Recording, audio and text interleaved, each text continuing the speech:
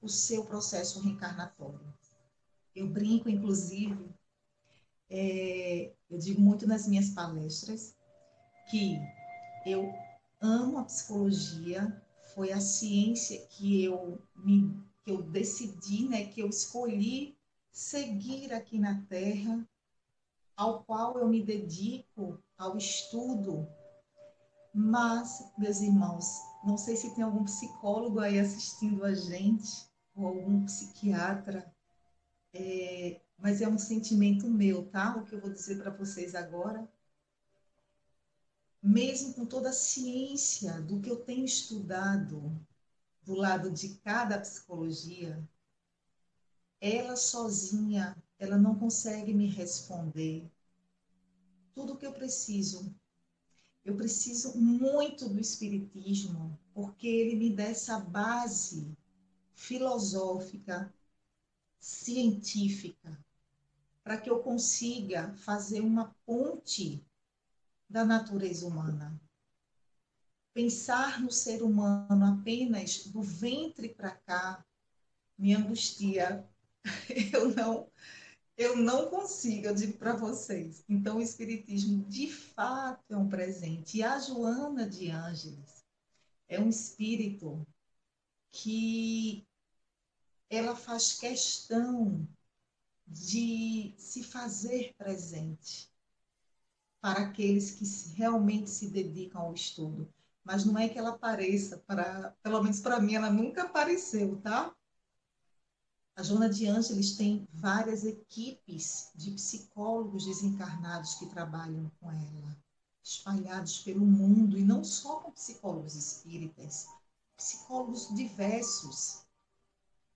Mas a gente consegue sentir a energia, a gente consegue sentir que existe um amparo e uma preocupação desses espíritos em cuidar da saúde mental da humanidade, quando ela percebe que nós estamos mergulhados em vícios perturbadores. Eu trouxe o livro para a gente conversar, O Luz nas Trevas, da Joana. E aí o capítulo que eu falei para vocês dos vícios perturbadores, ela diz, meus irmãos, que um hábito, um hábito, um hábito que gera dependência nociva, um hábito que gera dependência nociva, se transforma num vício perturbador. Ela diz que existem 4 tipos de elementos que denotam vícios perturbadores. Por exemplo, existem os vícios psíquicos, orgânicos, moral e social. Vou dar um exemplo para vocês, tá? Deixa eu só baixar aqui a minha musiquinha. Olhem só, quando a gente pensa vícios perturbadores orgânicos, esses vícios, pensando agora no orgânico, tá? Tudo que dentro do orgânico virou um hábito nocivo, vira um vício perturbador. Virando um vício perturbador, eu estou adoecendo minhas células e, consequentemente, eu abro brechas, porque meu padrão vibratório cai, minha energia, e eu entro na mesma faixa vibratória dos espíritos obsessores. Por exemplo, eu posso ter um vício, se pensarmos na questão orgânica, um vício na alopatia.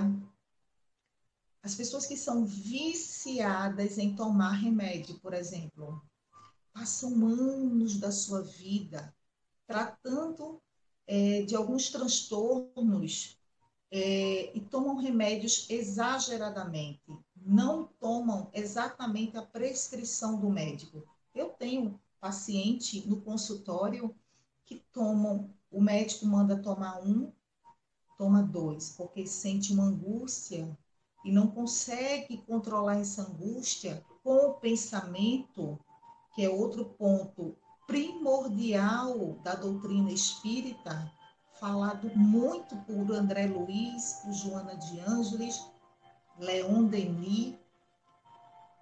A gente tem que, daqui a pouquinho eu entro um pouquinho no pensamento para que a gente possa entender como se autogerenciar. Então, essas pessoas que têm esse vício do remédio, por conta dessa angústia que vem, toma outro, não foi o que o médico prescreveu.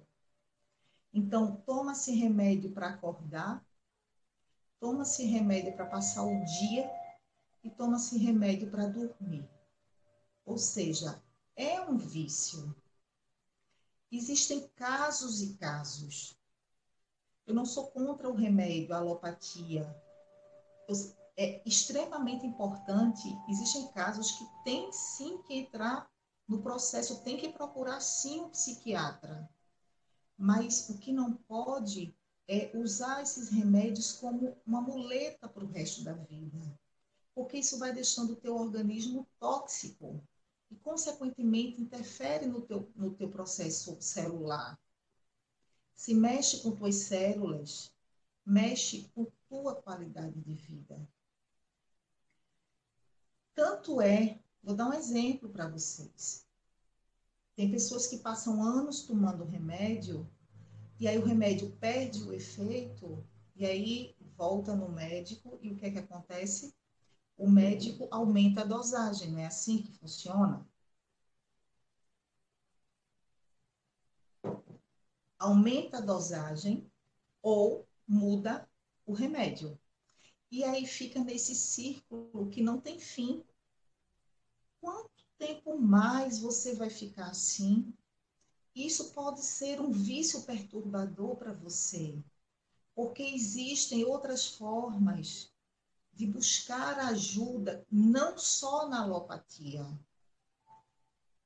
Observem, não é errado a alopatia, mas só isso não vai te ajudar. E isso é uma brecha para um processo obsessivo, inclusive muitos casos de subjugação já, porque a gente não encontra força, sabe, para enfrentar.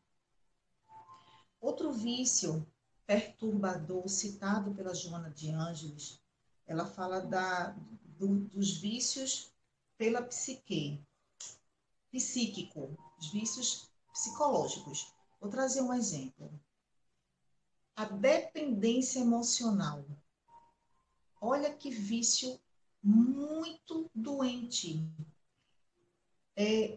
Atualmente, temos muitos casos de pessoas que são dependentes emocionais de relacionamentos conjugais falidos. Muito, inclusive, vou citar inclusive algumas mulheres que sofrem violência doméstica e não conseguem deixar aquela pessoa porque tem uma dependência emocional. Isso é um vício perturbador. E essa dependência emocional, ela está acoplada a várias emoções negativas. Dentre elas, o medo de ficar só, o medo, muitas vezes é o medo de não ter como se manter financeiramente. Outras, o medo de deixar ir a pessoa, muitas vezes são ameaçadas de morte, e o medo da morte, de serem perseguidas. E o tempo vai passando, porque o tempo não para nunca. O tempo não vai parar porque você está lá presa na sua dependência emocional. O tempo vai passando e você continua ali. E isso gera um processo obsessivo que quer te manter cárcere daquela situação. Sim. Quantos inimigos desencarnados nós não temos? Quantas existências cada um de nós já experienciou? Milhares. Então, existem os nossos inimigos desencarnados que potencializam o clima pesado daquele lar. E eles vão nos nossos pontos mais frágeis. Eles não atingem naquilo que nós somos fortes. Eles vão onde nós somos frágeis. E nós precisamos perceber isso. Então, a continuidade desse vício perturbador, por exemplo, especificamente eu estou citando aqui a dependência emocional, isso pode sim vir a desenvolver uma depressão. Por que não? Pode. Ondas de tristeza, de desesperança, desafeto, isso pode vir a desenvolver uma depressão. Foi o obsessor que provocou tudo isso? Não. Nós que atraímos o obsessor através das nossas escolhas e através do que nós escolhemos pensar e do que nós escolhemos deixar dentro dos nossos corações como moradia. Continuando, mais na frente eu vou me aprofundar nos pensamentos, tá?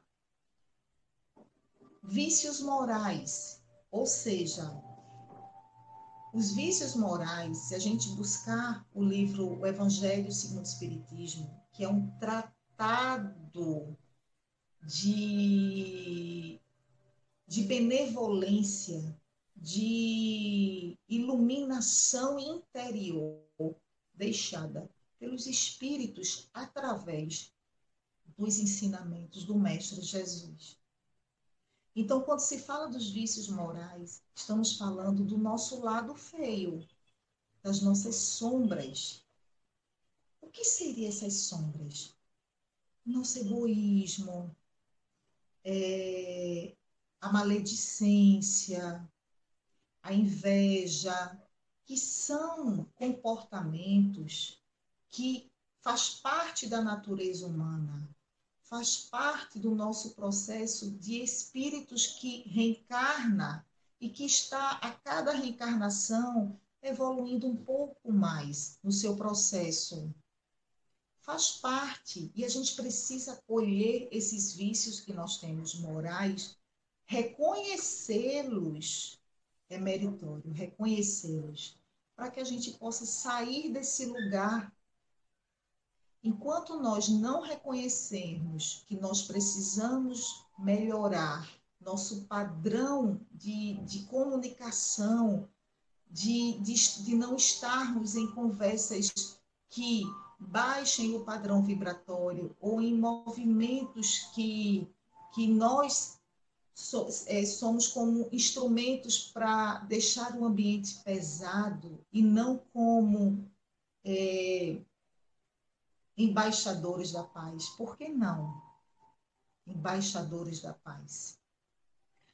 Então, se nós continuarmos nesse lugar, nós vamos atrair espíritos da mesma sintonia, da mesma faixa vibratória.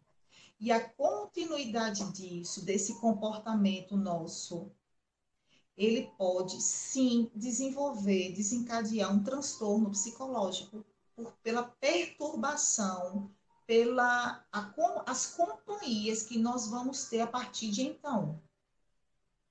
Vejam, existem transtornos psicológicos que têm origens biológicas, mas oriundas do espírito milenar que nós somos.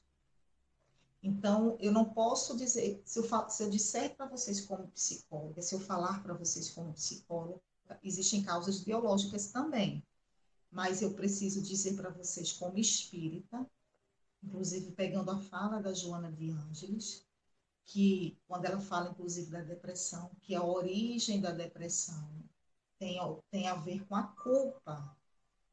Outras existências nossas, a gente não soube lidar com a nossa culpa. Desenvolvemos a depressão. E aí, ao reencarnarmos, a gente vem com um genezinho, ou seja, uma predisposição a desenvolver uma depressão. Paula, então eu já